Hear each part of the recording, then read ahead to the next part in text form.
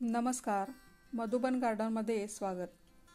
जर तुम्ही नव्याने बागकाम करत असाल, खूप आवडीने बागकाम करत असाल, परंतु कुठल्या झाडांना कुठलं खत घालावं असा प्रश्न तुम्हाला पडला आहे, तर एक गोष्ट ध्यानात घ्या की आपल्या घरातील स्वयंपाकघरातील टाकाऊ म्हणून गणल्या जाणाऱ्या वस्तूंचा उपयोग झाडांसाठी खत म्हणून करता येतो.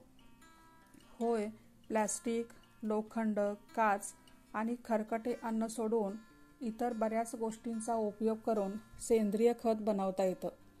माझा कचरा माझी जबाबदारी या तत्वानुसार मी गेल्या कित्येक वर्षापासून असं कंपोस्ट खत घरच्या घरी तयार करत आले आहे. कांद्याच्या सालीचं पाणी, ज्यातून झाडाला पोटॅश मिळतं, केळीच्या सालीचं पाणी, ज्यातून फॉस्फरस, कॅल्शियम आणि मॅग्नेशियम मिळतं, धुवून उन्हात वाळवलेली चहा पावडर, ज्यातून झाडांना फॉस्फरस, पोटॅश आणि थोड्या प्रमाणात नायट्रोजन मिळतं, माती ॲसिडिक होते, झाडांची रोगप्रतिकारक शक्ती वाढते, डाळ, तांदूळ धुतलेलं पाणी झाडांना घातलं तर त्यातून वेगवेगळे प्रोटीन्स मिळतात, अंड्याची टरफले बारीक करून तोही चुरा झाडांसाठी वापरता येतो, कॅल्शियम मिळतं, नॉनव्हेज धुतलेलं पाणी झाडांसाठी वापरू शकता, त्यातून झाडांना ॲमिनो ॲसिड मिळतं. या सगळ्या ज्या त्यावेळी करण्याच्या गोष्टी आहेत. ही प्रत्येक टाकाऊ गोष्ट म्हणजे तुमच्या झाडांसाठी पूरक अन्न आहे. आता इतर किचन वेस्ट म्हणजे भाजीपाल्याचे देठ, फळभाज्यांचा टाकाऊ भाग, फळांच्या साली, अंड्याची टरफले, झाडांची ओली वाळलेली पाने, या टाकाऊ पदार्थांना डिकंपोज करून त्यांचा पुनर्वापर करून आपली बाग फुलवायची आहे.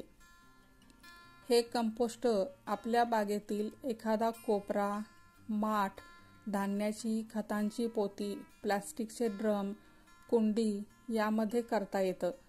फक्त त्यामध्ये हवा खेळती राहिली पाहिजे. यासाठी जे काही वापरणार असाल त्याला छिद्रे पाडून घ्या. यावेळी हे सेंद्रिय खत तयार करण्यासाठी मी घराच्या पाठीमागची जागा निवडली. विटांची अशी एकमेकात अडक करून 2.5x12 बॉक्स तयार करून घेतला. यात तयार होणाऱ्या सेंद्रिय खतामध्येच पालेभाज्या, फळभाज्या लावायच्या असल्यामुळं त्यात गारवा राहण्यासाठी तळाशी विटांच्या छोट्या तुकड्याचा एक थर दिला. त्यानंतर बागेतल्या झाडांचा वाळलेला पालापाचोळा, रोजच्या रोज पडतील तशी पाने, किचनमधील वेस्टेज हे सगळं त्यात टाकलं. हे कुजण्याची प्रक्रिया लवकरात लवकर होण्यासाठी आपल्याला त्यात विरजण टाकणं आवश्यक आहे. त्यामुळं त्यातील जीवाणू वाढतात आणि आपले खत लवकर तयार होते. विरजण म्हणून आपण ताक, गोमूत्र, जीवामृत, शेणाचे पाणी आणि गुळाचे पाणी इत्यादींचा वापर करू शकतो. यापैकी मी पहिल्यांदा ताक टाकलं. किचन वेस्टबरोबरच फांद्या तोडलेल्या झाडांची हिरवी पाने सुद्धा त्यात टाकली. तसंच कडुलिंबाचा पालाही यात आत्ताच टाकला तर नंतर नीमपेंड वगैरे मिसळत बसावं लागत नाही. झाडाच्या हिरव्या पानातून नायट्रोजन मिळतं. अगदी परवापर्यंत पेटवलेल्या शेकोटीतील राखही यात टाकली. आणि राख उत्तम कीडनाशक आहे हे तुम्हाला माहिती आहेच. कटाक्षाने पाळण्याची एक गोष्ट म्हणजे यामध्ये मिरची आणि लसणाची साल हे टाकू नये. त्यामुळं बॅक्टेरिया मरतात. आणि आता हे खत तयार करायला सुरुवात करून 1.5 महिना झालेला आहे. अधूनमधून मातीचा एक थर दिला, पुन्हा पाणी शिंपडलं, त्यावर जसं मिळेल तसं किचन वेस्ट, बागेतल्या झाडांचा वाळलेला पाला टाकत राहिले. त्यावर पुन्हा एकदा विरजण म्हणून शेणपाणी टाकलं आहे. अशा प्रकारानं साधारण 3-3.5 महिन्यात तयार झालेलं खत हे रंगानं एकदम काळपट असतं आणि ओल्या मातीसारखा येणारा सुगंध ही हे खत तयार झाल्याची खूण आहे. हे खत तुम्ही आहे असंच कुंड्यांमध्ये भरू शकता. त्यामुळं माती कमी लागेल, कुंड्यांचं वजन कमी होईल. तसंच हे खत सगळ्याच झाडांना टाकू शकता. मुळांना पोषक अन्न मिळून भरपूर फुटवे फुटतील, झाडांची रोगप्रतिकारक शक्ती वाढेल. फक्त याच खतात झाड लावायचं असेल तर तेही लावू शकता. बियांपासून रोपे तयार करण्यासाठी हे सेंद्रिय खत खूपच उपयोगी आहे. पण मला यातच फळभाज्यांची रोपे लावायची होती. त्यामुळं आहे त्याच मटेरियलवर एक 5-6 इंच मातीचा थर टाकला आहे. आता हा वाफा पेरणीसाठी तयार झाला आहे. यामध्ये येणाऱ्या कोणत्याही पिकासाठी वरून एक्स्ट्रा खताची गरज लागणार नाही. अशाच पद्धतीने कुंड्या तयार करून त्यात झाडे लावू शकता.